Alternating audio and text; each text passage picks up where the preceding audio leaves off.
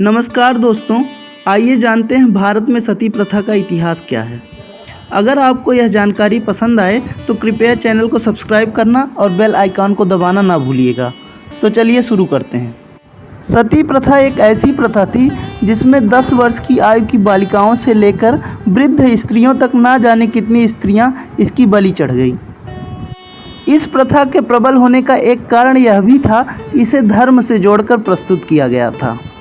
तो आइए पहले विश्लेषण करते हैं, क्या हिंदू धर्म के प्राचीन धर्म ग्रंथों में इस प्रथा का उल्लेख है अथवा नहीं। हिंदू धर्म के मूल ग्रंथ वेदों और उपनिषदों में इसका कहीं भी उल्लेख नहीं है। हालांकि महाभारत की एक कथा के अनुसार राजा पांडु की मृत्यु के बाद उनकी पत्नी माद्री ने स्वयं को अग्नि को समर्पित कर दिया था।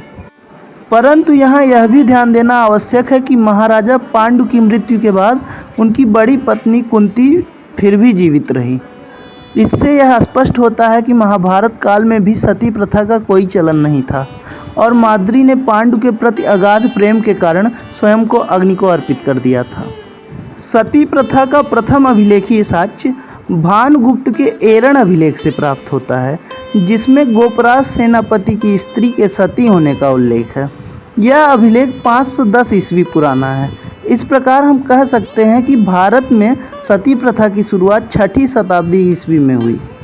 प्रारंभ में स्त्रियां स्वेच्छा से सती होती थी, परंतु कालांतर में यह एक ऐसी कुप्रथा के रूप में विकसित हुई जिसमें स्त्रियों को समाज के दबाव में आकर जबरदस्ती सती होना पड़ता था।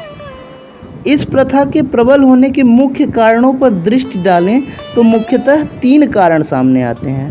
पहला कारण यह है कि किसी स्त्री का सती होना उसका उसके पति के प्रति प्रेम, निष्ठा और वफादारी का प्रमाण बन गया था। अतः इस कार्य को गौरवपूर्ण तथा धर्म का कार्य समझा जाने लगा था। दूसरा कारण यह भी था कि जब आक्रमणकारियों द्वारा पुरुषों की हत्या कर दी जाती थी, उसके बाद उनकी पत्नियां अपनी अस्मिता एवं आत्मसम्मान को महत्वपूर्ण समझकर स्वयमेव अपने पति की चिता के साथ आत्मत्याग करने पर विवश हो जाती थीं। तृतीय कारण यह भी था कि लोगों ने मृत पति की संपत्ति को हड़पने के लिए पत्नी के जबरदस्ती सती हो जाने पर जोर दिया।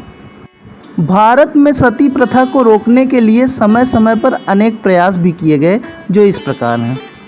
मुगल काल में मराठा पेशवाओं ने इसे रोकने का प्रयास किया था। 1498 ईस्वी में भारत में पुर्तगालियों का आगमन हो चुका था।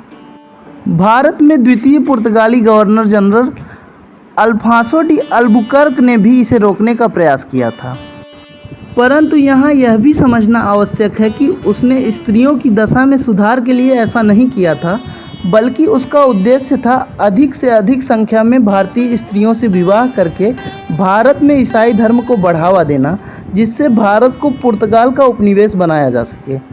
इस नीति के तहत पुर्तगालियों ने अधिक संख्या में भारतीय स्त्रियों से बलात्कार भी किए।